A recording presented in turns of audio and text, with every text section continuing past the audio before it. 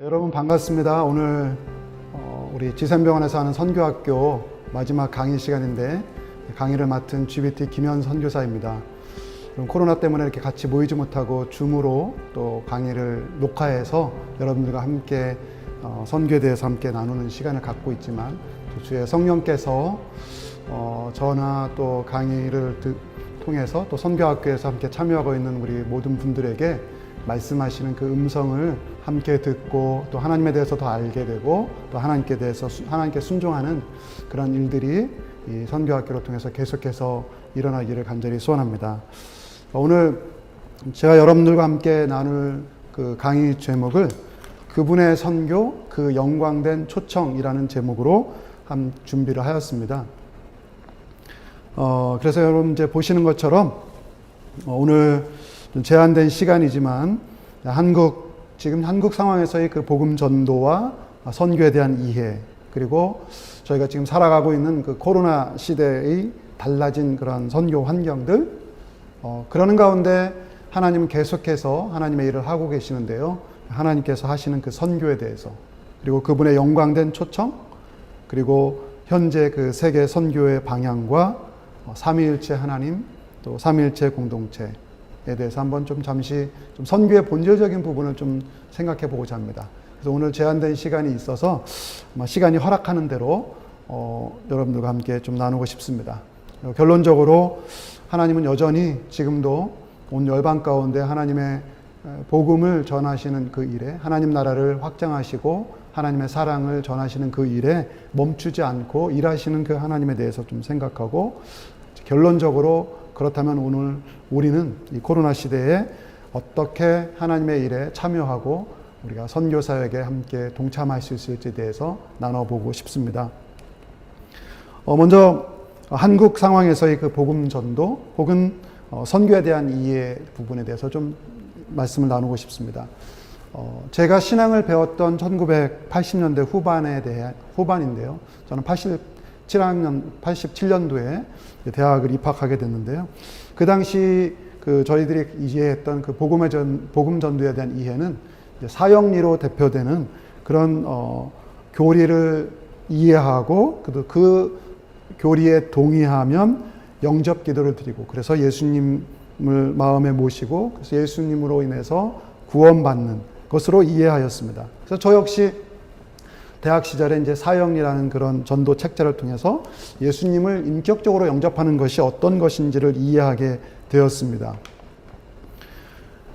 그리고 그 인격적으로 예수님을 영접하는 것이 얼마나 그 신앙생활에서 중요한 것인 것을 알게 됐습니다. 이것은 모든 그리스도인들에게 있어서 가장 핵심적이고 또 중요한 내용인 것은 틀림이 없습니다. 그러나 동시에 지금 돌이켜 봤을 때 어떤 보다 큰 맥락에서의 복음에 대한 이해, 혹은 우리가 믿는 기독교 신앙이 단순한 그 교리적 차원에서 머무는 것이 아니라, 개인적이고 어떤 그 지적인 차원에서 머무는 것이 아니라, 이 신앙은 관계적인 차원이고 또 공동체적인 차원에서 이해되고 실천되어야 될 부분들이 많이 있다는 것을 알게 되고, 그런 부분에 대한 그런 강조는 잘 이루어지지 않았던 것 같습니다. 최소한 제가 복음을 이해하게 되고 신앙생활을 시작하게 됐던 그 1980년도의 상황은, 80년대 후반의 상황은 그랬던 것 같습니다. 그래서 신앙은 단순한 어떤 지식의 전달 혹은 그것에 대한 이해와 동의를 통한 어떤 정보의 전달이 아니라 관계라는 측면을 다시 한번 좀 생각해 봤으면 좋겠습니다. 요즘 우리가 살고 있는 시대는 초연결 사회라고 이렇게 말을 합니다. 그래서 IT나든지 인터넷을 통해서 서로가 무수하게 연결되어 있습니다. 그럼에도 불구하고 아이러니하게도 그 관계는 굉장히 피상적인 관계에 머물러 있는 것을 보게 됩니다. 그래서 사람과 사람 사이에 진정한 어떤 연결 혹은 친밀한 관계는 점점 더 약화되어 가고 있는 것 같습니다. 예를 들어서 여러분, 하루 종일 스마트폰을 가지고 우리가 생활을 하게 됩니다. 스마트폰이 없이 하루를 살아간다는 것을 한번 생각해 보신 적이 있습니까? 한 달쯤 됐나요? 그때 구글 안드로이드에서 이제 일부 어플리케이션을 업데이트하는 과정 속에서 안드로이드로 실행해서 하는 핸드폰 어플리케이션이 이렇게 실행이 안 되는 그런 오류가 발생했습니다. 그래서 바로 복구가 안 되고 한 하루 정도 지속이 됐습니다. 그래서 제가 사용하던 핸드폰도 이제 그 핸드폰이었기 때문에 아침부터 연락이 안 되는 것입니다. 카카오톡 연결도 안 되고 메시지 연결도 안 되고 인터넷 서치도 안 되고, 그래서 뭐 이리저리 궁리를 해보다가 결국은 안 돼가지고 이제 하루 종일 전전긍긍하다가 나중에 퇴근하는 길에 삼성 서비스 센터에 들렸습니다. 그랬더니 이제 그것이 전 세계적인 일이었고요.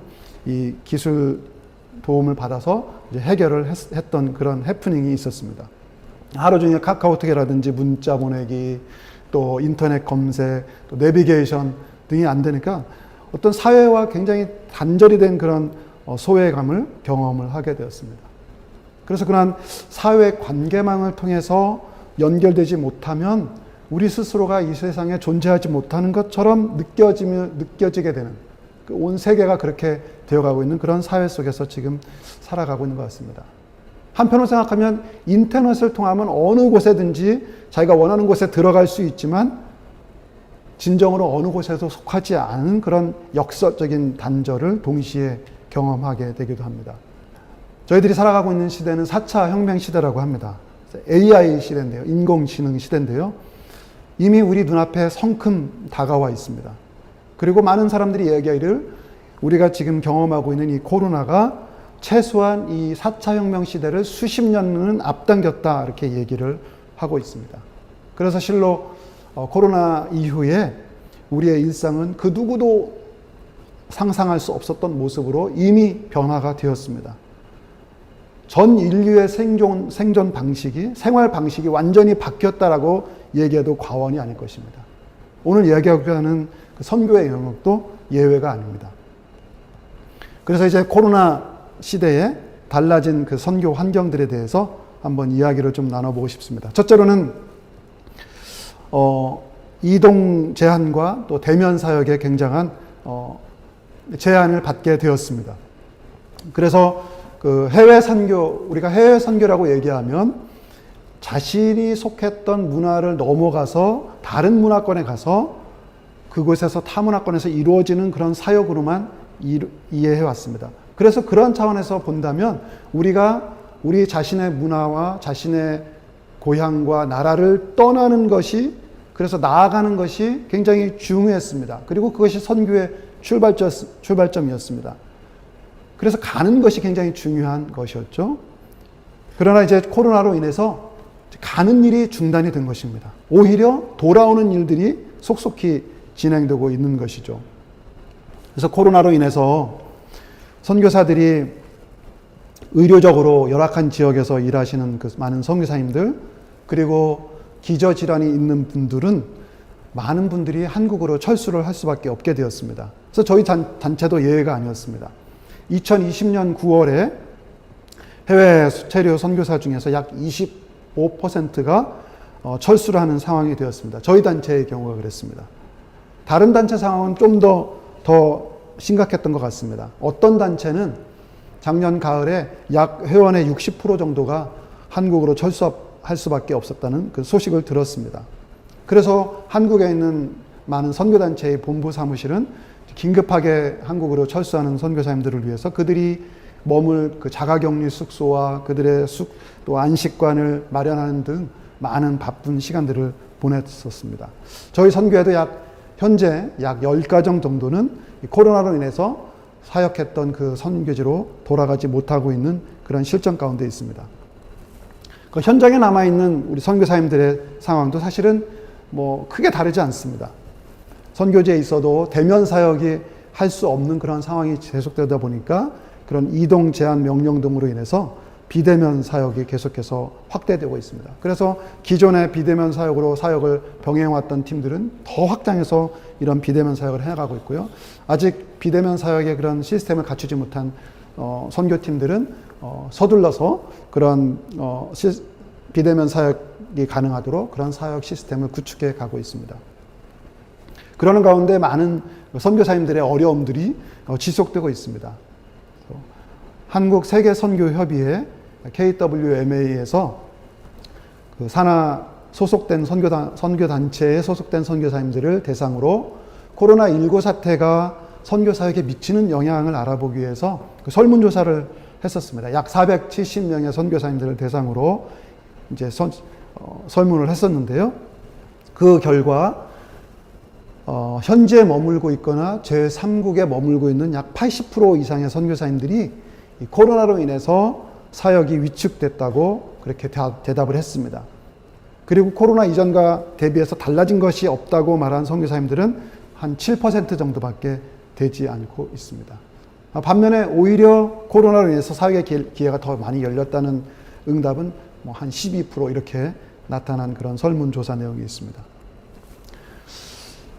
사역의 한계를 많이 겪으면서 선교사님들이 많은 선교의 혼란을, 정체성에 대한 혼란을 느끼는 분들이 많이 있는 것 같습니다. 때로는 심리적인 그런 불안을 경험하기도 하고요. 그래서 한국으로 귀국하신 분들 중에서도 선교지에 남아있는 동료들, 또 현지인들을 계속 생각하면서 한국으로 돌아온 것이 과연 잘 내린 결정이었는가에 대한 고민도 하게 되고, 일종의 어떤 죄책감 같은 것도 갖게 되고, 또 한국에 있는 시간들이 자꾸 길어지니까 파송한 교회들이나 후원자들의 또 눈치도 보게 되고, 뭐 어딜 가도 편안하지 않죠. 그래서 좌불안석이고, 또 언제 또 선교지로 돌아갈지 모르는 그런 불확실한 가운데 굉장한 심리적인 그런 어려움들이 있습니다. 실제로 코로나로 인해서 선교지에서 소천하는 선교사님들의 소식이 종종 들려오고 있습니다. 최근에도 인도와 또 아르헨티나에서 사역하시는 우리 선교사님들이 돌아가셨다는 그런 안타까운 소식을 접하게 됩니다. 그러나 동시에 이 코로나 상황이 지속되면서 긍정적인 요소들도 발견을 하게 됩니다. 제 개인적으로는 가장 긍정적인 부분이 있다면, 우리가 보기에는 선교 활동이 많이 위축이 된 것 같고, 또 제한된 상황에서 선교사들이 할 수 있는 일이 많이 없어지는 것 같지만, 오히려 잠시 멈추어 설 수밖에 없는 이런 상황 속에서 선교의 본질이 무엇인가에 대한 그런 성찰의 시간을 많이 갖게 되는 것 같습니다. 그래서 오늘 제가 여러분들과 함께 그런 선교에 대해서 함께 좀 생각해 보는 그런 시간을 좀 갖고 싶은 것입니다. 제가 선교사로 헌신하게 된 그런 경위를 좀 말씀드리고 싶습니다.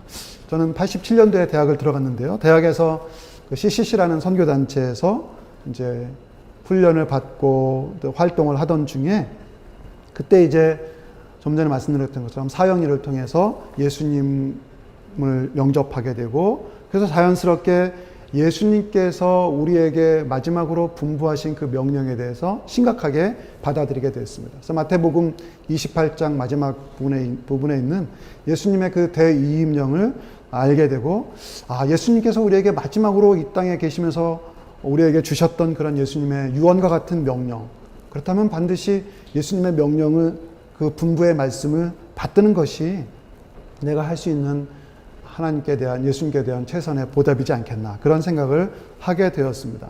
그래서 그 예수님의 명령을 따라서 모든 족속으로 가서 예수님의 복음을 전하고 제자 삼는 그 일을 당연한 것으로 받아들이고, 예수님의 복음이 온 민족에게 증거가 되어야 한다는 그런 확신을 자연스럽게 사명감으로 받아들이게 되었던 것 같습니다.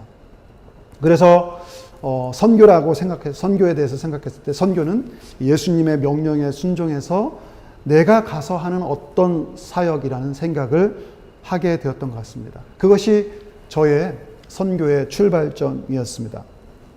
그리고 최소한 저에게는 선교의 근거가 이 마태복음의 지상명령이었던 것입니다. 그러나 이제 선교 사역을 계속해서 선교 사역에 참여하면서 배우게 되는 사실은, 선교 혹은 복음 전도는 마태복음에서 시작되는 것이 아니라 창세기부터 시작되는 것이라는 것을 깨닫게 되었습니다. 물론 좁은 의미에서 혹은 전통적인 의미에서 선교라고 할 때는 그것은 복음을 전하는 것입니다. 그러나 복음을 전하는 데 너무나 집중한 나머지 복음 자체에 대한 이해와 관심은 상대적으로 적었던 것이 사실이었던 것 같습니다. 최소한 저에게 있어서는 그랬던 것 같습니다.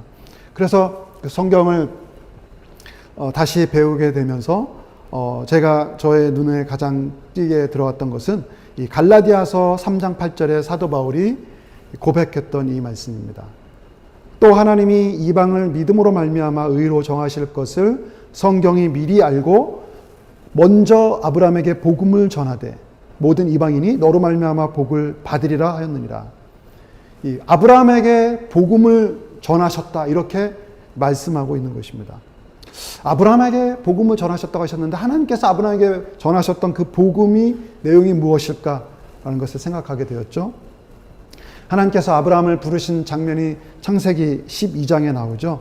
12장에 보면 창세기 12장 1절에서 3절까지 보면 여러분 거기를 한번 자세히 읽어보시면 이 복이라는 단어가 5번 걸쳐서 나오고 있습니다. 그래서 하나님께서 아브라함에게 너는 복의 근원이 되라 그리고 모든 민족이 열방이 너로 인하여서 복을 받을 것이라 말씀하셨을 때 그 복은 하나님께서 하나님의 마음속에 특별한 의미를 갖고 말씀하셨던 그 단어임이 틀림이 없을 것 같습니다.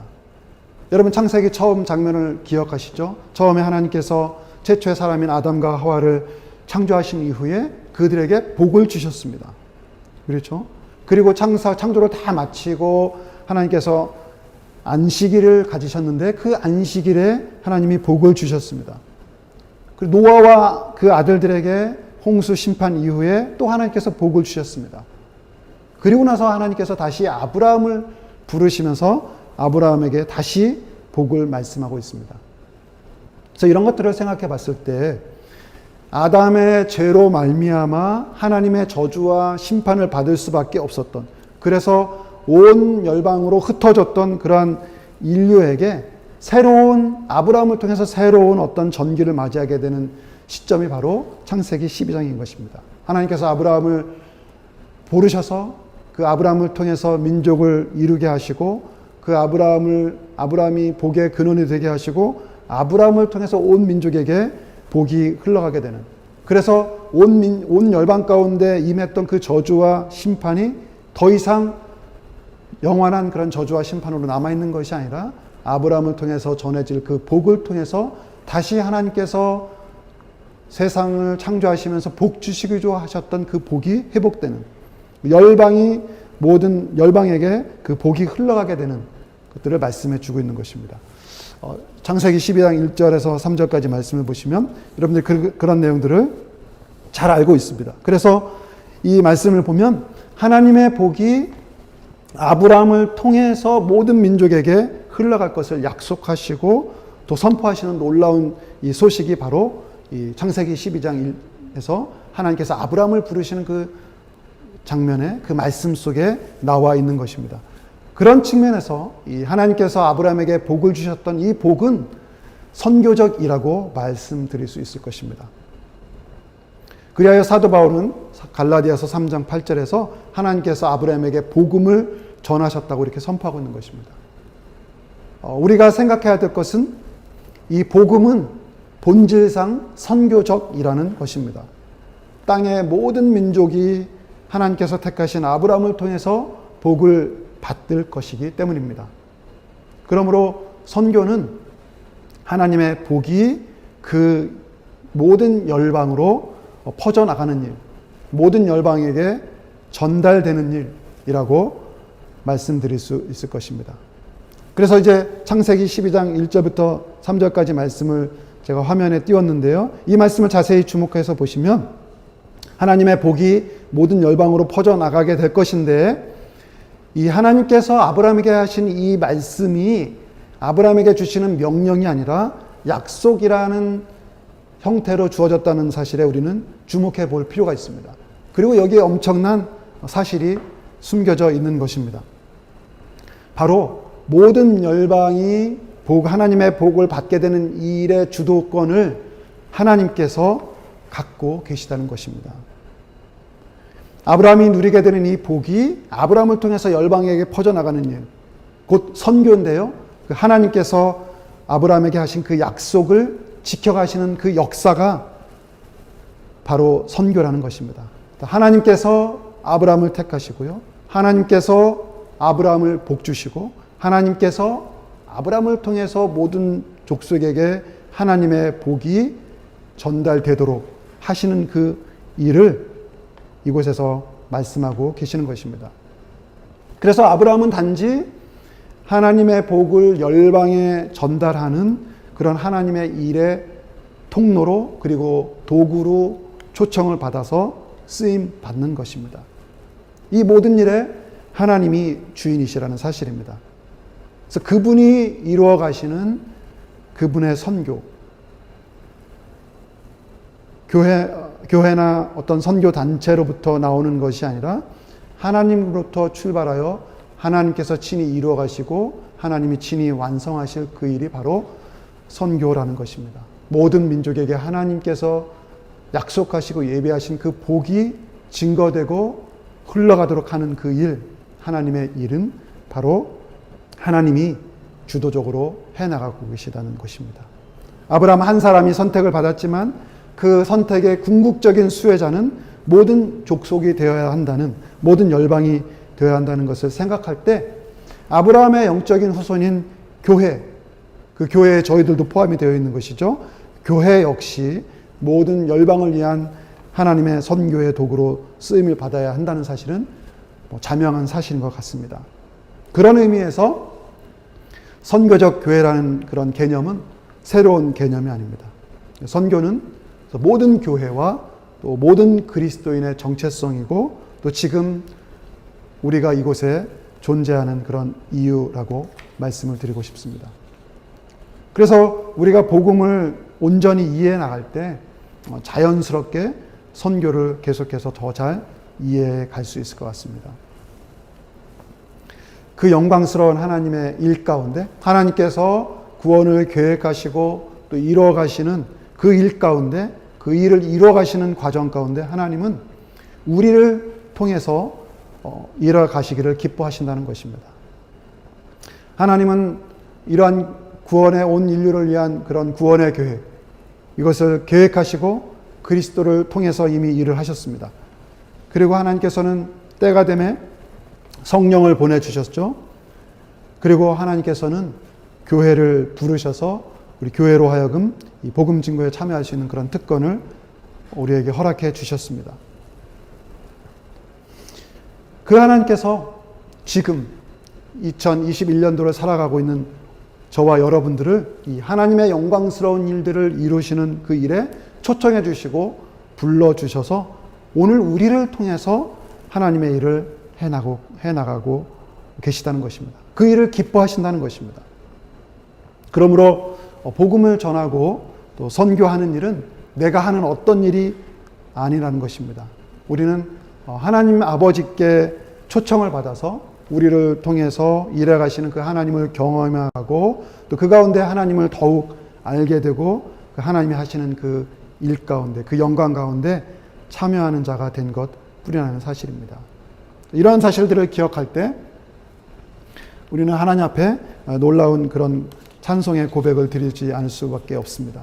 우리를 복음의 일꾼으로 또 복음의 증인으로 삼으셔서 지금도 온 열방 가운데 하나님의 일을 이루시는 그 일 가운데 우리를 초청해 주셔서 우리를 통해서 하나님의 일을 이뤄가시는 그 일들을 보게 하시는 그 하나님을 생각하시면서 오늘 저희들의 각자에게 맡겨주시고 또 우리에게 보여주시고 우리를 통해서 이루실 하나님의 일들이 어떤 것인가를 좀 생각해 보는 그런 시간이 되었으면 또한 좋겠습니다. 제가 말씀드렸던 것처럼 저는 저의 그 선교의 출발은 예수님의 명령에 순종하고 또 그것에 믿음으로 응답하여서 아직도 하나님의 말씀을 받지 못한 그런 종족들에게 하나님의 말씀을 번역해 주는 그 일에 대한 헌신이었습니다. 그래서 하나님께서 온 열방 가운데서 행하시고 그 일하시는 그 일 가운데 초청을 받아서 하나님께서 주도해 가시는 그 선교에 참여하고 있다는 그런 잘하는 인식을 갖고 사역을 하게 된 것은 불과 한 10여 년 정도밖에 되지 않을 것 같습니다. 물론 지금도 계속해서 복음과 선교에 대한 이해를 넓혀가고 있고 제가 섬기는 하나님, 저를 불러주시고 저를 사랑해 주시고 저를 통해서 일해 주시는 그 하나님이 어떤 분이신가를 배워가고 있습니다만 특별히 제가 한국으로 들어오기 전에 약 4년 정도 일했던 말레이시아에서의 그런 경험은 하나님께서 행하시는 일 가운데 또 저를 불러주셔서 저로 하여금 어떻게 그 영광을 보게 하셨는지 하나님의 일에 참여하는 그런 영광과 기쁨을 충만히 누렸던 시간이었습니다. 그래서 잠시 제가 있었던 그 말레이시아 상황들을 조금 말씀을 드리는 것이 좋을 것 같습니다. 제가 일했던 그 말레이시아는 여기 보시는 것처럼 그 세 개의 지역으로 이루어졌습니다. 서말레이와 사라와카 사바 지역으로 이루어졌습니다.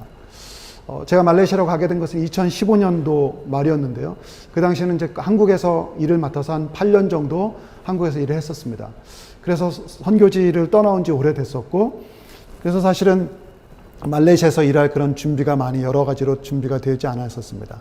그래서 제가 말레이시아에서 제안받았던 일은 말레이시아가 이렇게 세 개 지역으로 서말레이와 또 사라왁과 사바 지역에 있는데요. 이 사라왁 지역의 지역 대표 역할을 맡아서 이 사라왁 지역에서 일하는 한 10과정의 그 사역팀들을 지원하고 또 사라왁 지역에 있는 소수민족을 대상으로 하는 성경 번역과 또 문해교육 사역, 또 어린이 교육 사역을 또 지원하고 또 사라왁 지역에 있는 그런 성경 번역의 필요를 파악하기 위해서 그 교단 지도자들과 또 관련된 그 선교 단체 지도자들과 함께 파트너십을 이루고 또 정부 관계자들과 함께 협력하는 그런 일들을 맡는 그런 지역 대표의 역할이었습니다. 보통은 이 말레이시아에서 한 오랫동안 사역을 했던 경험을 가진 사람들이 이 그런 지역 대표 역할을 하게 됩니다. 근데 저는 말레이시아의 사역 경험은 전혀 없었던 상황이고요.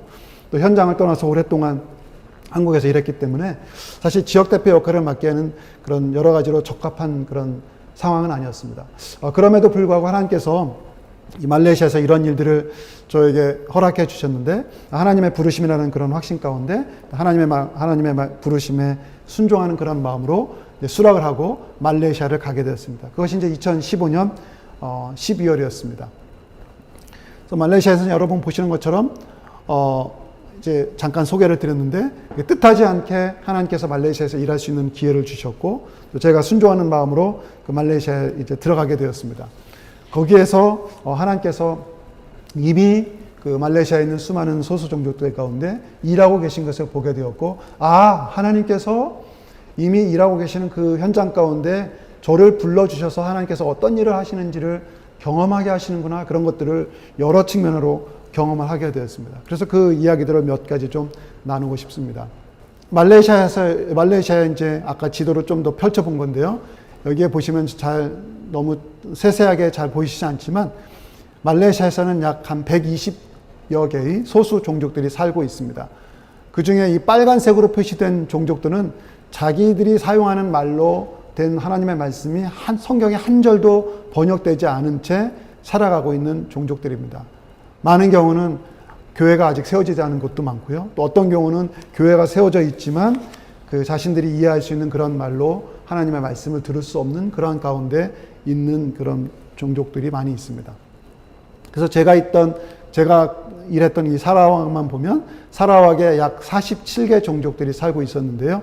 그 중에 한 7개 정도 언어로는 신구약 성경이 다 번역이 되어 있고 한 4개 정도 언어로는 신약 성경만 번역되어 있고 나머지 저희 팀들이 번역하고 있던 성경들은 한 4개 정도 그렇게 번역이 진행되고 있는 그런 상황이었습니다.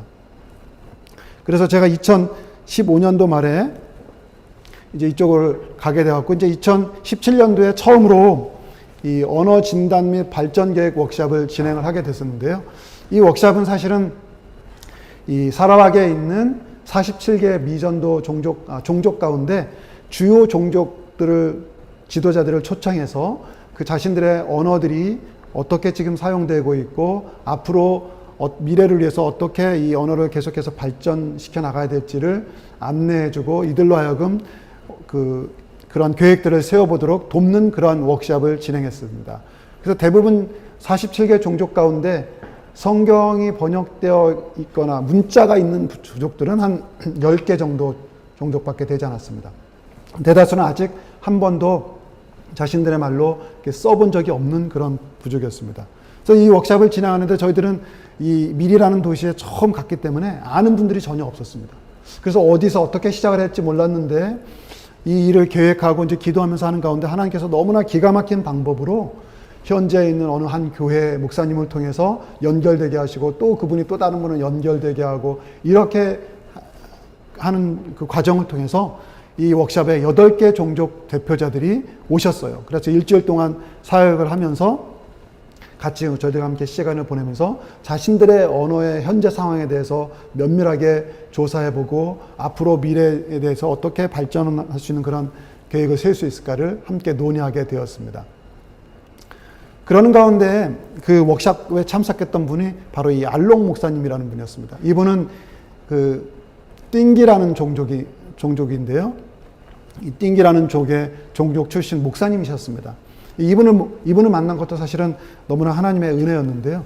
어떤 일이 있었냐면 저희 단체가 이제 제가 했던 일은 그 한 지역의 대표였기 때문에 말레이시아 전체에 저희 단체의 리더십들이 모이는 그 리더십 모임에 주기적으로 참여를 했습니다. 그 한 모임에서 어느 저희 동료 선교사님으로부터 이 알록 목사님의 연락처를 받게 되었어요. 이 알록 목사님에 대해서 알게 됐는데 이분이 자신들의 말로 된 자신들의 언어로 성경을 번역하고 싶은 그런 열망을 갖고 있는 목사님인데 이분을 한번 만나봤으면 좋겠다. 그래서 사라왁이라는 곳에 사라왁에 살고 있는데 어디에서 살고 있는지는 모르지만 전화번호 하나만 있다고 알려주셨습니다.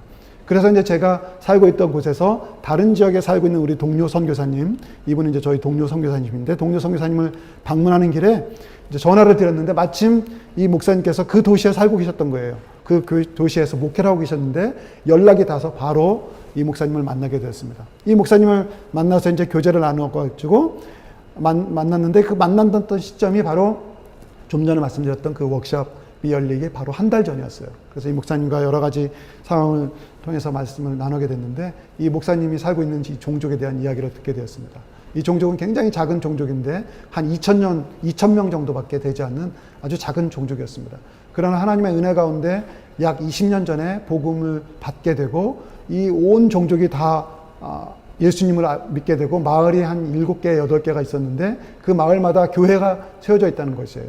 물론 목회자가 없는 교회도 있었지만 그 교회가 있지만 여전히 자신들이 그곳의 마을 사람들이 특별히 어르신들이 이해할 수 있는 하나님의 말씀이라든지 찬양이라든지 이런 게 없기 때문에 이 목사님은 자신이 이해한 그 하나님의 말씀을 가지고 자기 동족 사람들에게 하나님의 말씀을 좀 더 자세하게 또 이렇게 전하고 싶은 그런 마음이 가득하였고 이렇게 기도하던 참에 저희들을 만나게 되었던 것입니다. 그래서 이 목사님이 아까 말씀드렸던 그 워크숍에 오시게 되었어요.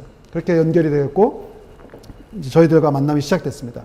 그리고 나서 그 다음에 한 3, 4개월 이후에 저희들이 이제 종족 음악 워크숍을 진행하게 됐습니다. 이 종족 음악 워크숍은 각 소수 종족들이 하나님께서 그들에게 주신 언어, 그리고 하나님께서 그들에게 주신 고유 문화와 음악적인 그런 도구라든지 그런 음악의 가락을 가지고 하나님을 예배하도록 하는 그런 것들을 이제 계속 격려하고 그래서 그들이 자신들의 찬양을 만들고 자신들의 전통 악기로, 전통 가락으로 하나님을 찬양하고 그런 일들을 하도록 돕는 그런 워크숍이었습니다. 그 워크숍에 이 목사님이 참석하셨어요. 이 아까 그 찻집에서 만났던 그 목사님이십니다. 알록 목사님이 오셨고 그분의 사촌 동생도 목회자였는데 그 두 분이 같이 오셨어요. 사실은 그 이 2,000명 정도밖에 안 되는 이 띵기 종족의 유일한 목회자가 2명입니다. 그래서 이 두 목사님이 오셔가지고 일주일 동안 계시면서 처음으로 이 목사님의 그 언어로 된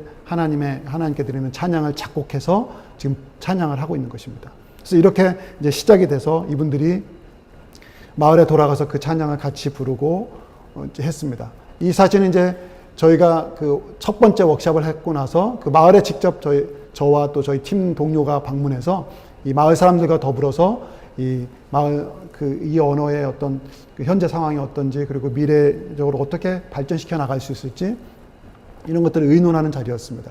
그래서 이렇게 사역이 진행되어서 바로 그 다음 해에 이제 이 OBS라는 프로젝트를 저희들이 가지고 이 띵기 종족을 섬기게 될 수 있었는데요. 이것은 뭐냐면 성경에 나오는 수많은 이야기들이 있지 않습니까? 그 한 이야기들을 가지고 이 종족 사람들을 모아서 그분들이 이 이야기를 충분히 잘 이해하게 하고 그들의 말과 그들의 이야기하는 방식을 가지고 이야기들을 만들게 합니다. 그래서 물론 이제 글자로 번역하는 건 아니고요. 이야기 형태로 성경 이야기를 번역해서 그 이야기를 가지고 마을에 다시 돌아가서 마을 사람들에게 그 이야기를 다시 전달해 줍니다. 이런 사역을 한 것이 이제 그런 OBS 워크숍이었습니다. 한 2년 정도 사역을 했는데요.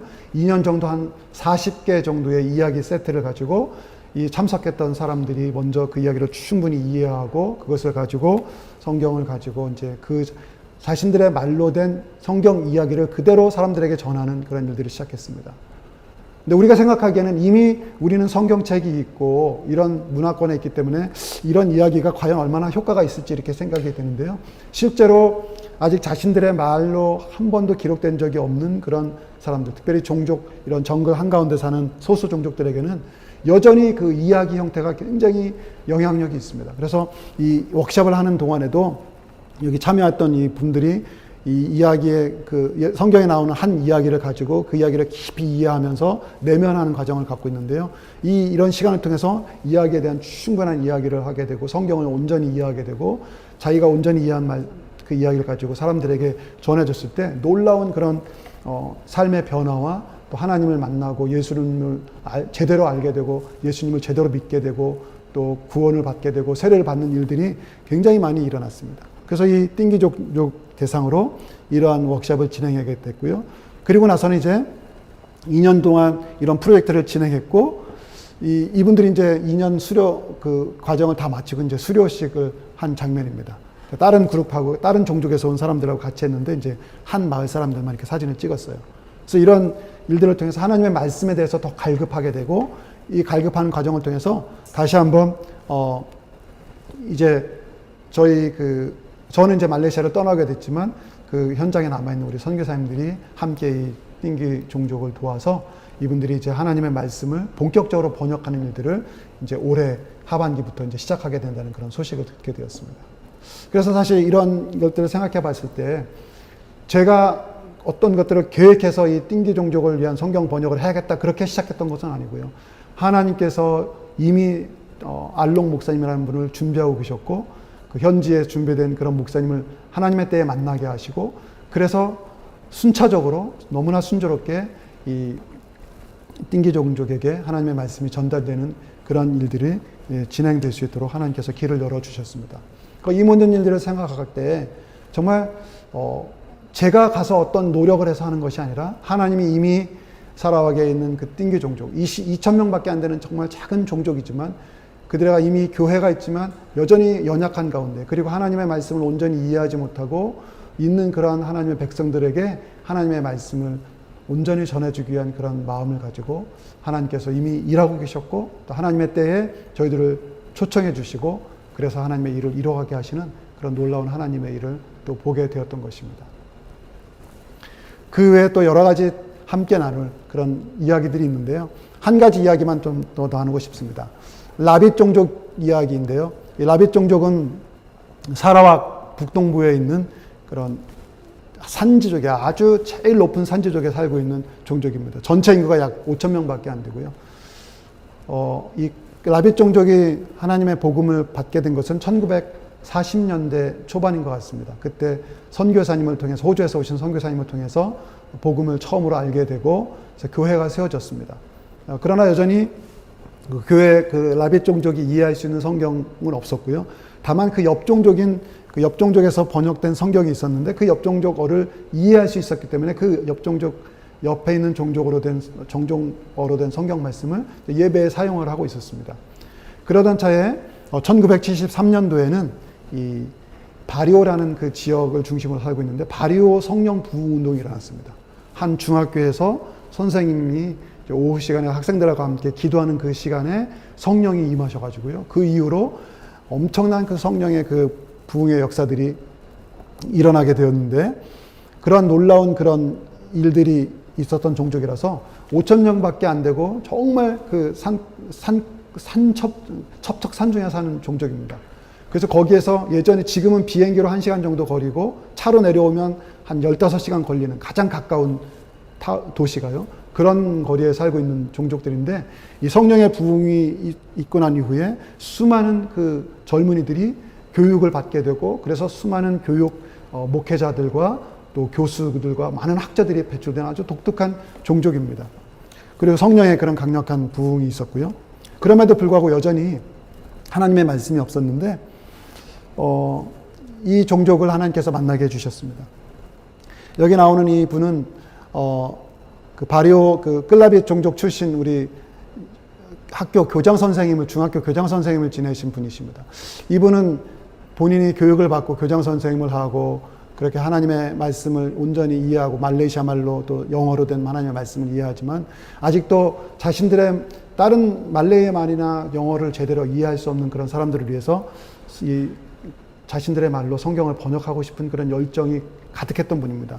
그래서 이분을 만나게 됐습니다. 이분을 만나서 이제 사역을 시작을 저희들이 하게 됐는데, 그때 이제 자세한 연도는 2017년도였던 것 같습니다. 그래서 이분을 만나서 저희들이 처음으로 이분들을 만나서 이제 이분들이 살고 있는 지역에 들어가게 됐습니다. 그래서 여러 번의 미팅을 통해서 첫 번째 이제 번역자 훈련을 하게 됐는데, 이분들이 살고 있는 그 산골짜기 마을에서 저희 팀들이 가서 이제 성경 번역에 대한 쭉 이야기들을 나누고 성경 번역 위원회를 조성하도록 그렇게 안내를 했습니다. 대부분의 경우는 저희가 이제 성경 번역을 하는 전문 단체로서 저희들이 가서 저희들이 팀을 꾸려주고 저희들을 처음부터 끝까지 훈련을 시키고 옆에서 계속 컴퓨터 사용하는 거라든지 번역하는 훈련이라든지 이런 것들을 가르치게 되는데, 이 종족은 너무나 독특한 종족이에요. 많은 교역자들이 있고 목회자들 출신들이 있다는데요. 여기 보면 은퇴하신 분들이 많이 오시죠. 이분들은 이제 교장 선생님으로 은퇴하시고 또 목회자로 은퇴하시고 이랬던 분들인데, 그런 그 많은 그 지식을 갖추신 분들이죠.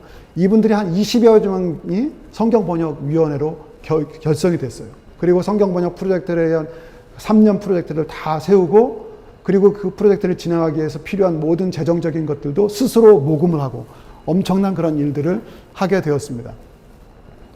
그래서 이분들이 이제 2018년 초부터 이제 성경 번역을 시작을 하게 됐는데요. 여기 보시면 이 빨간 티셔츠를 입은 분은 이 라빗 종족 출신이신데, 이분은 그 말레이시아의 수도에 있는 대학에서 교수를 하신 분이에요. 이분도 교수를 하고 계시지만 자기 종족에 대한 그런 뜨거운 마음이 있어서 이 성경 번역 위원회의 전체적인 그런 위원장을 맡아서 그렇게 하셨던 분입니다. 그래서 이분들과 연결이 되어서 번역 사역을 시작해 가지고요. 번역 팀들이고요. 번역 훈련 중에 이제 식사하면서 교제를 나눴습니다. 이분들이 이제 20여 명의 그렇게 번역팀이 구성돼서 약 2년이 걸리지 않는 기간에 신약 성경 전부를 초벌 번역을 했습니다. 엄청난 속도를 했습니다. 그래서 20여 명의 훈련된 분들이 한 권씩 책을 맡아서 그렇게 번역을 했어요. 그렇다고 대충 한 것이 아니고 정말 그 질이 높은 그런 그 번역을 했고, 지금은 이제 성경 번역이 정확하게 잘 번역됐는가를 이제 감수하는 그런 감수를 과정을 하고 있고, 지난번에 이제 연락을 할 일이 있었는데 아마 내년 말에는 성경이 출판되고 또 성경이 녹음되고 그래서 보급이 될 그런 과정 가운데 있다고 하는 소식을 들었습니다. 이 프로젝트 같은 경우도 저희들이 생각할 때 저희 단체가 이 종족을 위해서 성경을 번역해야겠다 그런 연구를 하고 조사를 하고 이렇게 했던 것은 전혀 아니었습니다. 전혀 계획이 없었지만 하나님께서 이런 끌라비 종족을 알게 하시고 또 이 일 가운데 제가 속했던 단체 그리고 저를 초청해 주셔서 저의 역할들을 감당하게 하시고 하나님께서 이뤄가게 하시는 그런 일들을 보는 것이 너무나 큰 감격이고 영광이었습니다. 저의 그런 짧은 그런 사역들 가운데 정말 하나님께서 이루시는 그런 일들을 보는 것이 너무나 큰 기쁨이었습니다. 오늘 제한된 시간으로 인해서 제가 다른 많은 이야기들을 더 나누고 싶지만 그러지 못하고 있는 것 같습니다. 그런 시간이 없어서 좀 너무 아쉽긴 한데요. 그래서 이제 오늘 여러분들과 함께 그 강의 주제를 그분의 선교, 그 영광된 초청이라 이런 제목으로 나누고 있는데, 하나님께서 정말 이 선교는 우리가 하는 어떤 일들이 아니라 우리가 하는 일에 따라서 그 하나님의 선교가 이루어지는 것이 아니라 하나님께서 처음부터 계획하시고 지금도 온 열방을 복주시기 위한 그런 하나님의 그 일 가운데 지금도 쉬지 않고 일하시는 그 하나님께서 이루시는 그 열방을 복주시기를 원하시는 그 일 가운데 오늘도 교회를 통해서 오늘 우리를 통해서 하나님이 일해 가신다는 것입니다. 그 일 가운데 하나님이 우리를 초청해 주시는 것입니다. 그래서 선교를 타문화권에 가서 하는 어떤 그 행위로서의 그런 선교가 아니라 오늘 우리가 속해 있는 이 땅 가운데서, 그리고 오늘 우리 가운데 땅 끝에서 우리 가운데 와 있는 수많은 이주민들과 또 열방 가운데서, 그리고 열방에 지금도 살고 있는 수많은 종족 가운데서 하나님께서 하시는 그 일들을 보면서 그 하나님께서 우리를 통해서 하시는 일들이 무엇인가를 잠잠히 묻고 또 기도하면서 그 순종하며 나갈 때 그 하나님께서는 저희들을 통해서 하나님의 놀라운 일들을 이루어 가시리라 믿습니다. 오늘 이제 여러분들이 한 학기 동안 또 선교 훈련을 하시면서 다양한 그런 선교에 대한 이야기들과 또 그 정보들을 알게 되고 또 지식을 얻게 되고 또 그 가운데 하나님께서 여러분에게 또 여러분 심령 가운데 또 말씀해 주시고 또 도전해 주신 부분들이 분명히 있으리라고 생각합니다. 그것이 바로 저는 하나님의 부르심이라고 생각합니다. 하나님께서 온 열방 가운데 그 열방들을 축복하시기 원하시는 그 일을 이루시는 그 과정 가운데 여러분들을 부르시는 그 부르심이라고 생각을 합니다. 여러분들이 그 하나님의 부르심, 그 하나님의 초청 앞에 정말 여러분들의 그 산과 또 시간과 재능과 또 물질을 들여서 참여함으로 하나님께서 여러분들을 통해서 이뤄가시는, 우리를 통해서 이뤄가시는 그 하나님의 일을 보시는 그 영광과 기쁨이 충만한 그런 여러분들의 생애가 되었으면 좋겠습니다. 여러분들이 계신 곳에서 정말 하나님의 그런 뜻을 이루어드리는, 하나님의 선교에 동참하는 그런 선교의 동역자들이 다 되실 수 있기를 간절히 축원하면서 제 강의를 마치도록 하겠습니다. 잠시 기도하도록 하겠습니다. 하나님 아버지 감사합니다. 오늘 참 어떤 면에서는 제가 두서없는 그런 강의가 된 것 같습니다.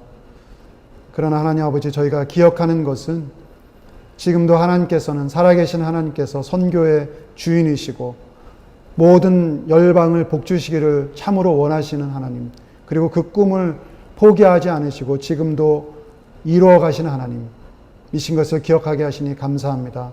그 영광된 하나님의 일 가운데 하나님 자격 없고 부족하고 연약하고 충성되지 않은 저희들이지만 저희들을 불러주셔서 감사합니다. 그 영광스러운 주님의 부르심 앞에 하나님, 저희들이 주저함 없이 저희들을 드리게 하시고, 그래서 하나님 아버지, 저희들을 통해서 이루어가시는 그 하나님의 일을 저희로 하여금 보는 그러한 기쁨과 영광을 허락하여 주옵소서. 특별히 이번 한 학기 동안 코로나 상황 속에서도 하나님 이 선교학교를 통해서 참여한 이 모든 사랑하는 우리 참가하신 모든 분들에게 하나님 말씀해 주시고, 저희들 한 사람 한 사람이 정말 주님 오시는 그날까지 땅 끝에서 주님을 영광스럽게 배우는 하나님 그 자리에 설 수 있도록 저희들을 축복하여 주옵소서. 감사드리오며 예수님의 이름으로 기도드립니다. 아멘.